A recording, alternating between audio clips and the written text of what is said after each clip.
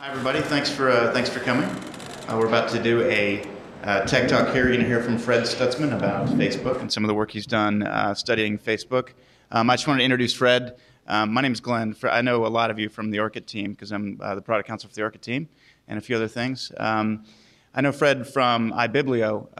It's an online public library, one of the early online kind of public libraries out of the University of North Carolina at Chapel Hill, where Fred's the director of technology. And Fred is also a co-founder of ClaimID, which is a new company, a startup that helps consumers manage their online identities, their search identities specifically. And we're going to hear from Fred today about some research he's done around Facebook and some usage data there. Just a quick reminder before we get going that this will be on Google Video. So that's great. But if you have any Google Confidential questions or comments or anything like that, we'll just wait till after the talk and we can address those then. But without further ado, let's hear from Fred about his study of Facebook.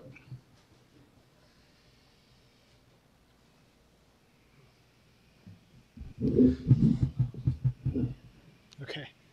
Well, it's it's very exciting to be here, obviously.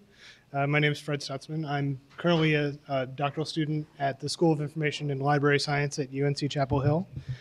And my research deals with social networks, identity, and some of these emerging questions that come when people share their identities online. I research the Facebook, and usually I give this talk to an academic crowd who doesn't know that much about the Facebook, so forgive me if you know all of this, and you probably do. But what is the Facebook? The Facebook is a social networking service that primarily exists on college campuses. This is changing as of today and as of a little while ago, so some of this is in flux. But the Facebook claims to have 7.5 million users. It's rolled out to 2,100 colleges, 22,000 high schools, and as of this morning, 1,000 companies. They also claim to be the largest photo sharing site on the internet. And because I usually give this talk to college administrators, that sort of thing, I like to say that the Facebook owns their campus. And I think we'll see why they own it from some of the statistics of the study. And I'd be remiss without showing a picture of the Facebook. As you can see, it looks like any other social networking service. And it behaves like any other social networking service. Let's see, can I do this? Yeah. One of the things that is different and unique about the Facebook is in 2004 when they rolled it out, students could organize their friends into their classes. So they could look in the Facebook and see all of the students in their classes. This proved to be a very, very popular thing as students like to explore the networks that are around them. And we'll take a little bit of a look at this. How did I get to study the Facebook? I started off with a pilot study of how people share their identity in social networking services. So I did a broad overview of a number of social networking services. I got the statistics back, and I found something really, really amazing, that basically 90% of our undergraduate population was on the Facebook, was taking part. And so this was in summer of 2005. Things obviously moved very fast in this space, but that really shocked me. It shocked a lot of people around me. So I said, I'm going to concentrate on this area. I'm going to look and see what I can find out. My first study was a whole network sample. I actually collected the college network, and I started to analyze this. And there's a sort of a bad joke on there because I last gave this talk at a social networking conference, and PIAC is a social networking analysis software, and I'm not so good at it. So I did that, and I didn't get too far. So I said, well, I think I'd like to analyze how a social network evolves, and particularly how a social network evolves from your first day on a college campus. And so the freshman class was about to arrive, and I said, what I'll do is I will study the use of the Facebook of the freshman class of UNC Chapel Hill.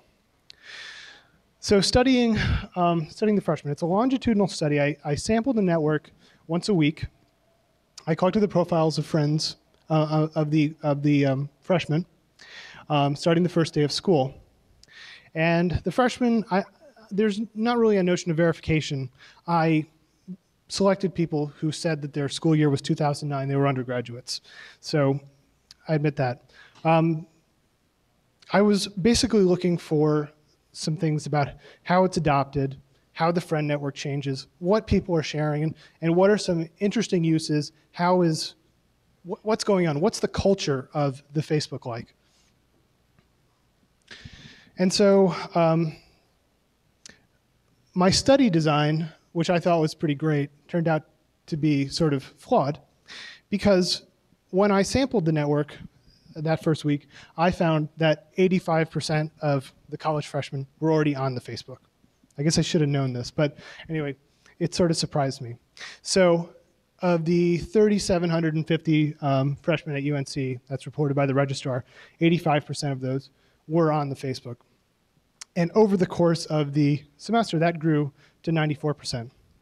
And as you can see down there, I also looked at how many of these students are taking advantage of the privacy features in the Facebook. My research revolves around what facets of identity they're sharing. And I found that in week one, about 3% of the network was using the privacy settings. And that grew to about almost 5% at the end of the semester. So as my sample began, this is sort of what the tail end of the adoption curve looked like for the freshmen in the first semester of 2005.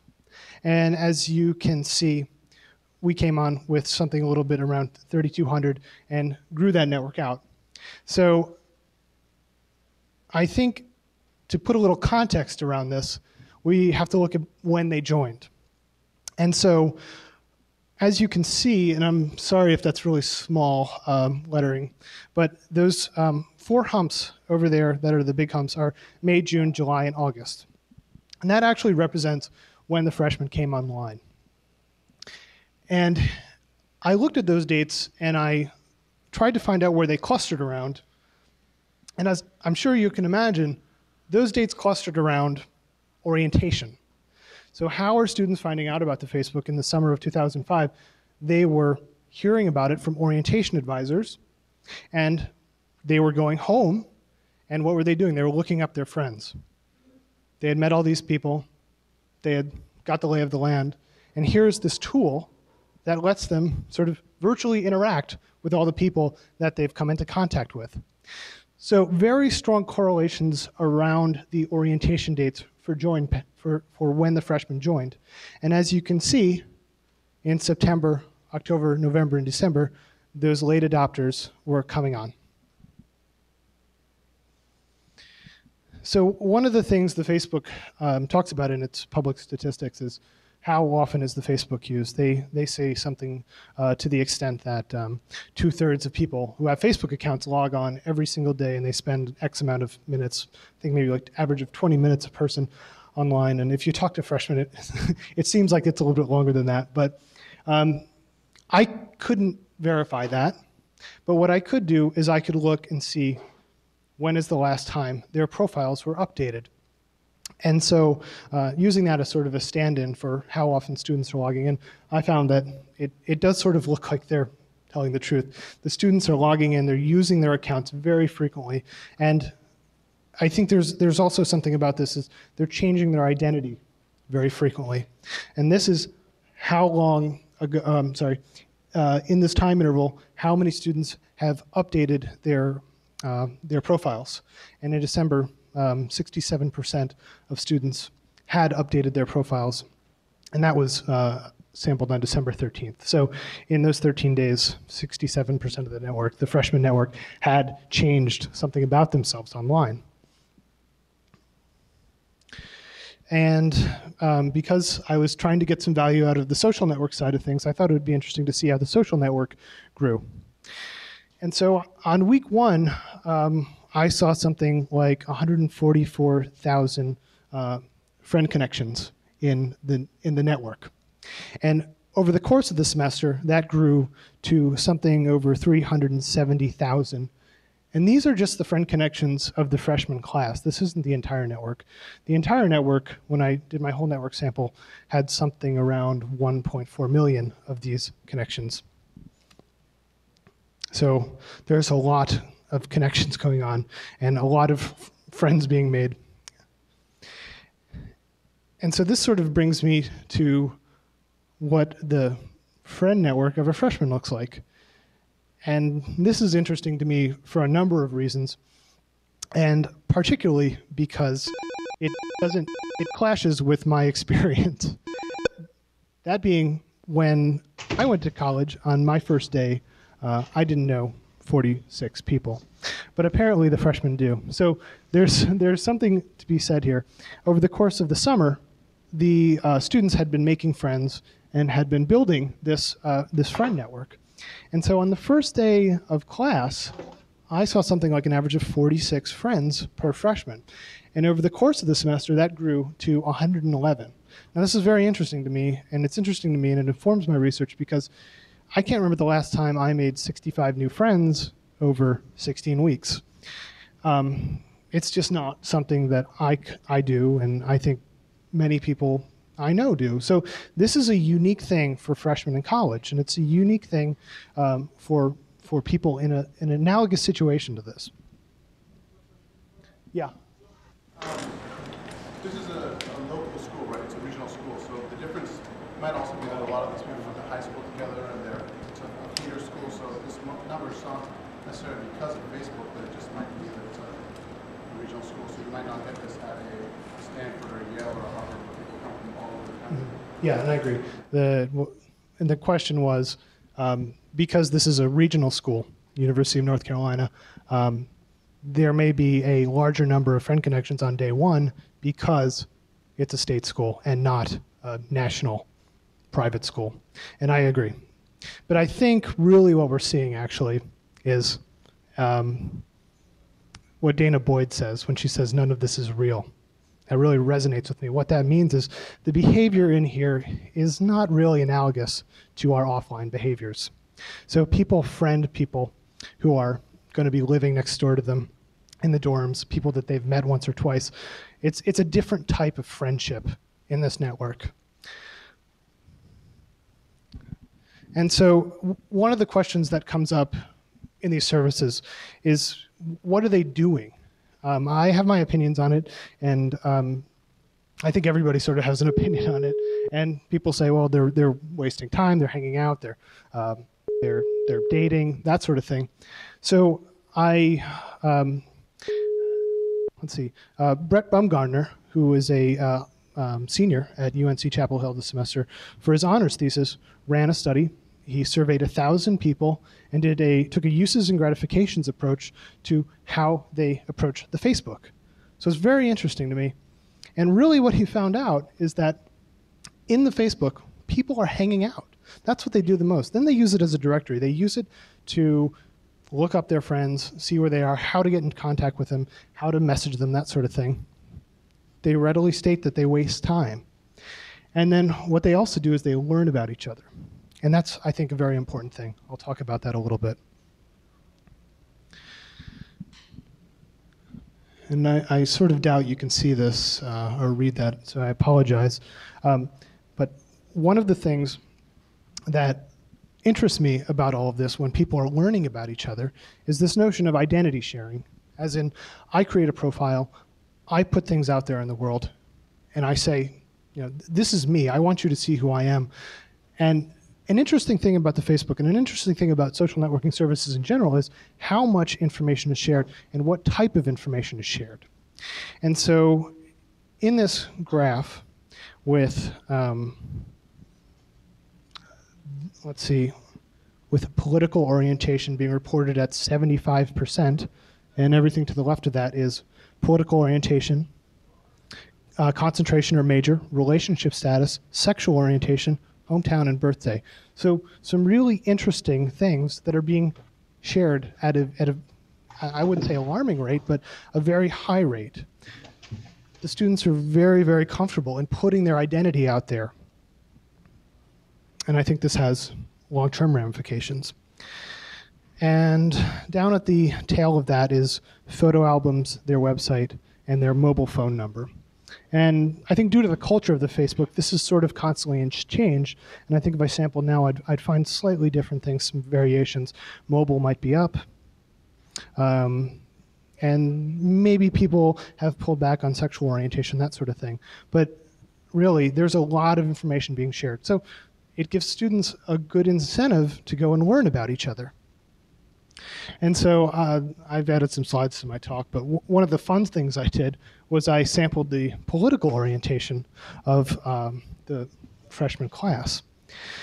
And what I found was that, well, I sort of came at this and I wanted to say, well, I mean, does college really, they say college makes you liberal or something like that. Does it really make you liberal?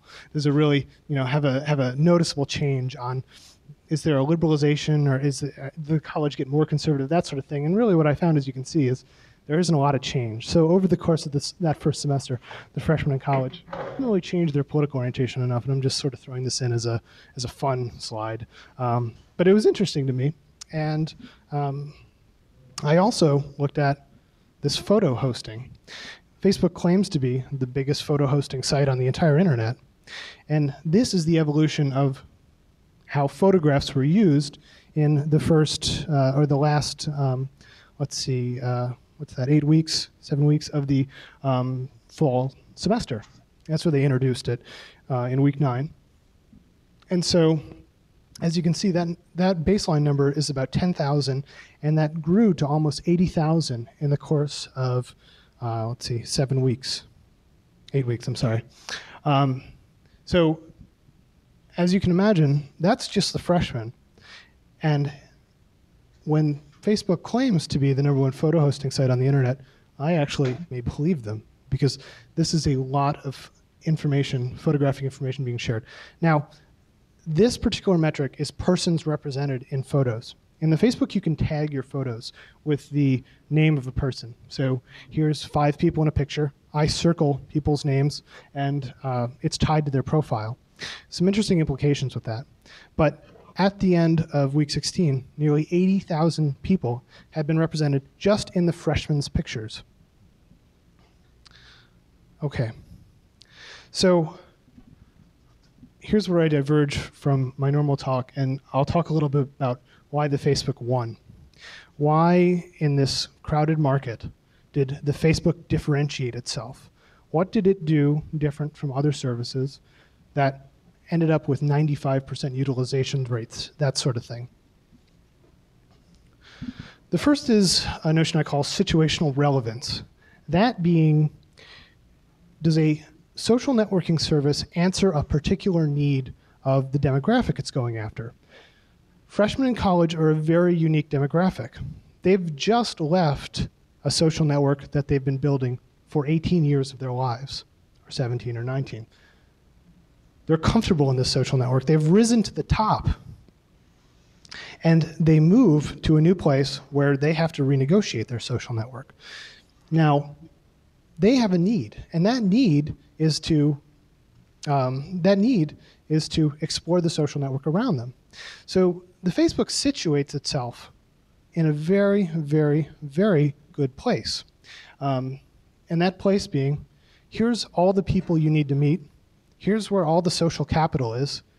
Here's a place for you to go and explore that. So the notion of situational relevance is, I have a need. Does the social networking service answer it? And the needs of these freshmen are an ability to see the network around them.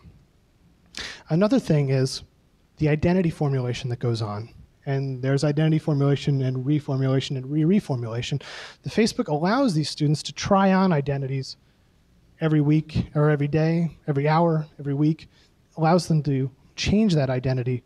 And that identity is really important. And inside the Facebook, that's a walled garden. You can't see out of it. So, and you can't see into it if you're not a member.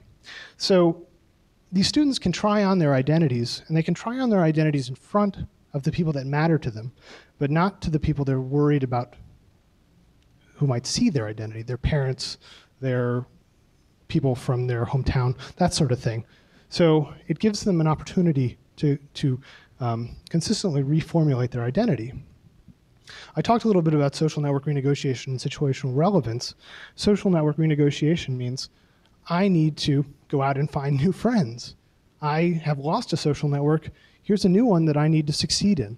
And I think for a lot of college students, academics is important, but you ask a freshman what they want to do, well, they want to meet friends. They want to feel like they belong in this new network that they're taking part in. And so to take part in that network, you have to survey it and make choices about who you're going to be friends with.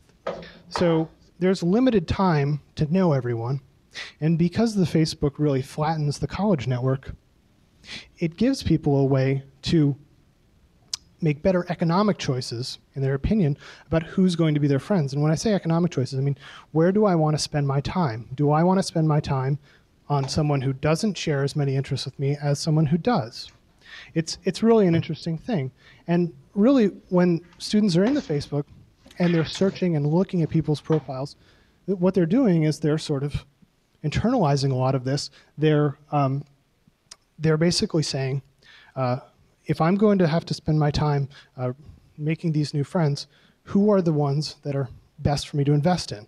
And that's sort of a jaded worldview, I think, but the Facebook allows it, and I think students take advantage of it. And so I'm sort of getting towards the end. So how does Facebook change college? Well, it does change the college experience in some ways, and I would certainly say it doesn't change the college experience in others. It flattens the campus is one thing. I can see everyone around me. I can interact with the stars and the people who are the friends of the friends of the friends that I see at the bar. All of that is available to me. And that's the same in many other social networking services, but it does do something on a college campus. It flattens it. Another thing that it does is it makes the social life a lot more manageable. And I think students spend a lot of time micromanaging their social life. And so basically what that means is when I have the ability to see everyone around me and know what they're doing and know the parties they're going to and get their messages, and basically I never have to worry about when I'm going to be alone, because I've always got people that I can get in touch with and basically have a social life with. So this micromanagement of the social life is an interesting thing that's happening.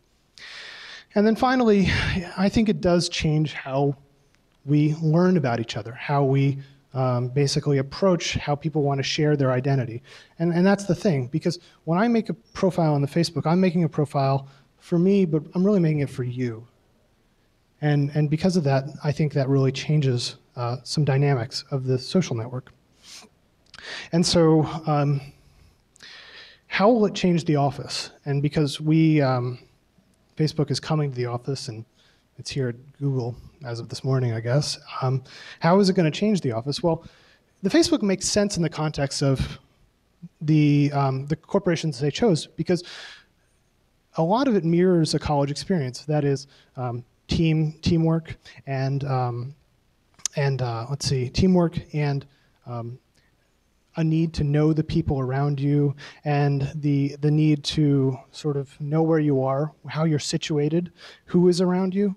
If you look at the consulting services they've chosen, it makes a lot of sense.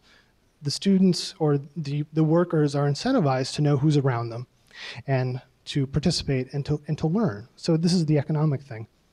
And to that extent, I think it sort of makes sense. But of course, it's not as easy to bring the Facebook to the corporation as it is to the college campus. Why? Because people are really, really concerned about information in the context of companies, and not so much in the context of a university. I mean, I really care if employee A is emailing employee B in the Facebook, but if a student is messaging another student in the Facebook, that's a different thing. So issues of how it changes, and this is sort of how I think it's going to be approached, but how it changes the social dynamics, how it changes these privacy dynamics, and obviously how corporations come in and exert control. Those are going to be some big conversations that happen if Facebook comes and really takes a foothold in the corporation. And so the takeaway of all this is I think what we're seeing, and I think if we look at the statistics and we look at Facebook and we look at MySpace and we look at all the social networking services and we look at the blogs and we look at all of this, we're seeing a mass adoption of a new social technical behavior. What I mean by that is because students are incentivized to use these technologies to communicate with each other because they have this motive. They learn the technologies. They learn them like we learned email, like we learned IM, that sort of thing. And they have these new skills. And these new skills are going to inform how we design technology over the next 10 years, 15 years, 20 years. It's going to be here for a long time. Social networking is not going away. Social networking is going to be commodified and be a part of everything we do. And the numbers are staggering, as you've seen, and they're only going to get bigger. And really, the question that I have is how to do it well.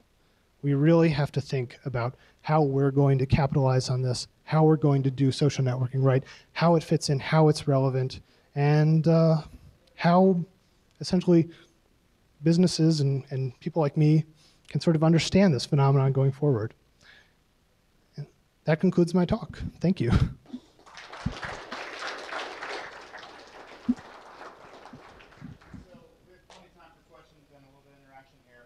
If you guys have questions for Fred, go for it. Just a reminder about anything Google Confidential you might want to hold out until afterwards.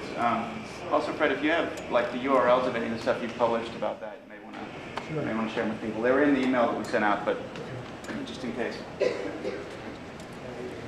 Can you talk a little bit more about actual usage models of Facebook? For example, are people doing the wall postings? Are they poking? Or is it primarily just browsing? Just, is it possible to categorize it in rough usage scenarios? The answer to that is they're doing everything, and they're doing everything a lot.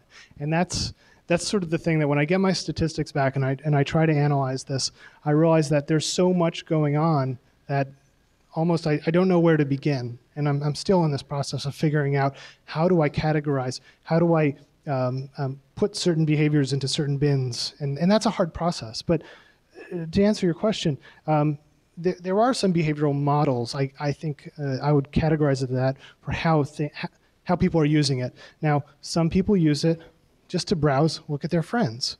I mean that I don't know, sit around the computer and gossip. Basically, he said this, she said that, and this undergrad study, Brett Baumgartner, his study is amazing. And if you're into this, it's in this, and I'll get it to Glenn, because it really categorizes how people use the site, and it breaks it down into these bins. The uses and gratifications approach is usually for a marketing. I think marketers use it a lot, but it really makes sense in the context of these questions. But they use it for dating. They use it for sort of the identity formulation. And they're sort of using it for everything, and it's really a proxy for a social life, but it isn't a proxy for a social life because the social lives are continuing. It's just part of it is online and most of it is offline. Yeah. So you had a set of responses to questions, surveys that have been asked to students on a Likert scale. How were the questions formulated? Because 3.9 could actually be very meaningless on a scale. Your question is strongly disagree, strongly agree, and neutral, right? Yeah. That would okay on the Likert scale. How useful are those responses? The responses being from the undergraduate study, the survey.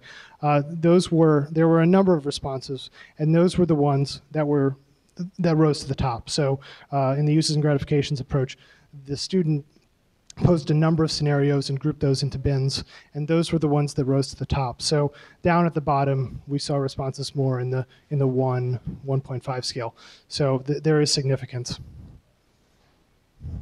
You mentioned in the graph earlier that within the first semester at school, an average student added 55 new friends. And is that sort of that is primarily because the student is in a new environment, making friends and so on. How much was Facebook as a tool contributing to that?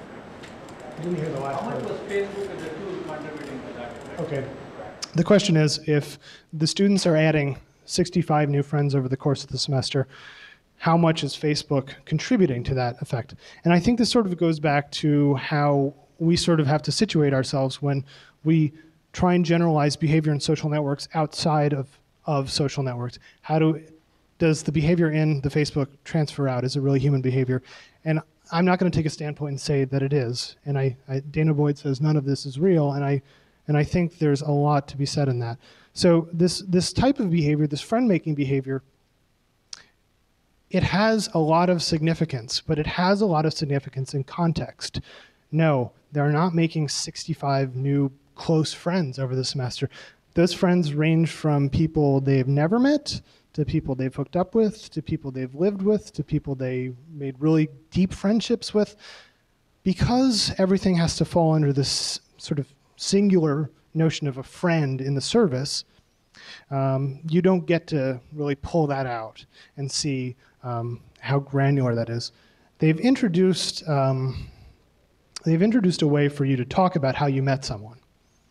That's not in my study because that's a relatively new thing, but they realize that everyone being a friend is actually not a good representation. So you can talk about how you know someone. Yeah. If you look at the distribution of friends, average is 110 with those. Is that a few people with a singular number? Yeah. I have, and there are a number of people who have a lot of friends, and there are certainly a number of people who have very few friends. But I would say that that is more or less quite representative. And if you look in the Facebook now and were to sample, you would probably see that those students now have somewhere on an average of 200 friends. They add a lot of friends, and it's actually quite normal. It's quite normal to have a friend network of that size. So certainly there are fakesters, is the term, that have tons of friends. Why? Because students are using these things to connect. They're important in someone's social life. The coach of the basketball team, that sort of thing. He's not actually using the Facebook. It's somebody who set up his profile, and he's got 1,000 friends. But there's not a lot of those, and people really are just connecting like crazy. Is that? We don't know how that changes over the course of the semester. At the beginning, probably some people who went to high school with a lot of other university students have a lot of friends, and other people who just signed up and never actually met anyone yet. I agree, and the question was, it would be interesting to look at how that changed over the course of the semester, what the trends were, and I think if you looked at the behavior in the beginning, I think it'll certainly be different over the summer than it is once people get to campus and start connecting. But still, because you can look up someone by their residence, what these students were doing was they were looking at everybody who's going to be on their hall, and they were friending them. I mean, that's just nice behavior. I'm going to live with you. I'm going to be your friend. So when they came on, big jump. And then, no, they weren't meeting that many people over the course of the semester, and then it took off again once they actually started interacting and meeting people at parties, that sort of thing.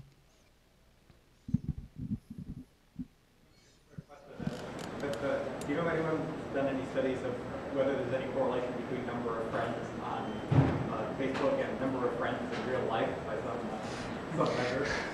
That would be a very interesting study. No, I don't. I don't know anybody who's done that, but I think I would love to read it. Curious theories of why only 15% wanted to publish their mobile phone number. I remember actually surprised me. Is that more private? And they don't want to be spam? Okay, the question was, why aren't people posting their mobile phone numbers? And that's a really good question because I've thought about this, and I don't really know why. I think I've got maybe one or two guesses. And one is the mobile phone doesn't work in the context of the Facebook. And so what I mean by that is because there's no channel for me to communicate in the Facebook through a mobile phone. So there's no real incentive for me to show that information. Now this is changing because Facebook now has a mobile program and they're rolling it out like crazy, and it's really pretty interesting.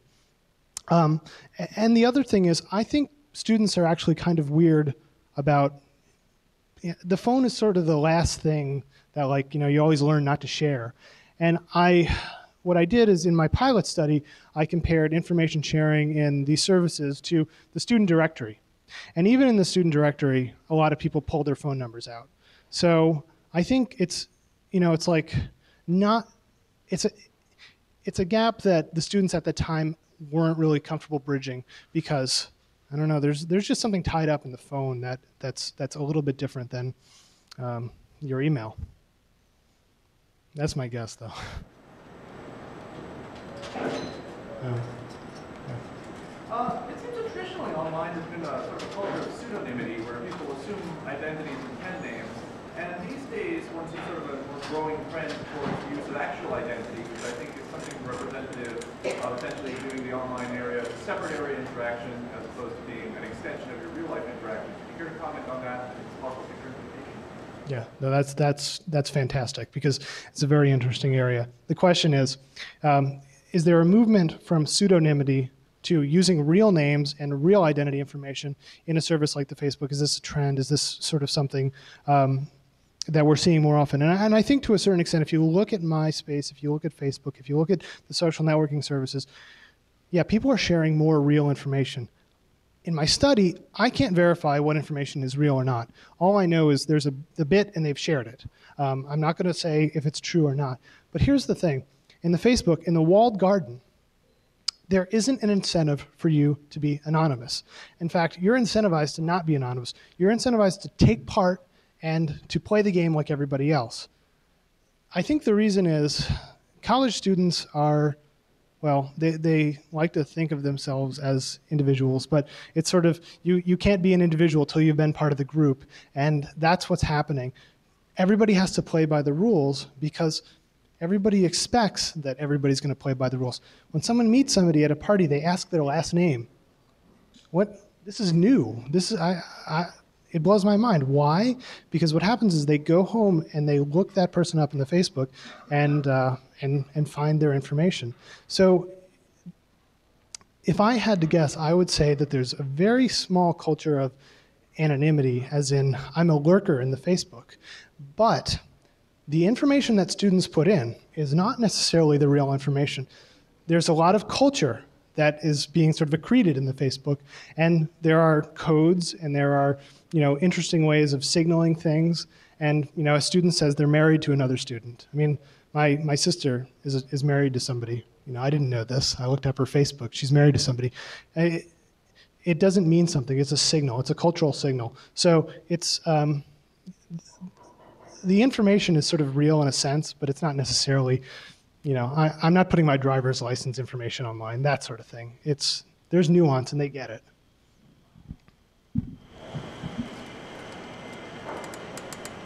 That example of marriage, would you say that people take any bits that are available and salt them to their own uses in the community and those bits that are there and they make their own uses out of it? The question is, do people take all the sort of bits that they can share and sculpt them to their own means? And the answer is absolutely. I think you look at a lot of profiles and for a lot of the students, and almost everything is filled out with something. Now, I mean, obviously, like the mobile phone, you have to put a number in, but all of the sort of free text fields that you can dump stuff in, people have dumped stuff in and they filled it up till, the limit, basically. And they use it whatever way they want. And trends emerge. The marriage thing is a good example. I mean, all of a sudden students are married to each other. It's sort of a friendship on top of friendships. Because my sister is married to, one of her like suite mates or something like that. So, and this is going on a lot. And also, it's sort of about cultural signaling. It's, if I understand that I put this thing in my interest, it means something. And that's going on constantly. That's going on absolutely constantly, and it's evolving and changing, and you're cool if you're on the, the cusp of that.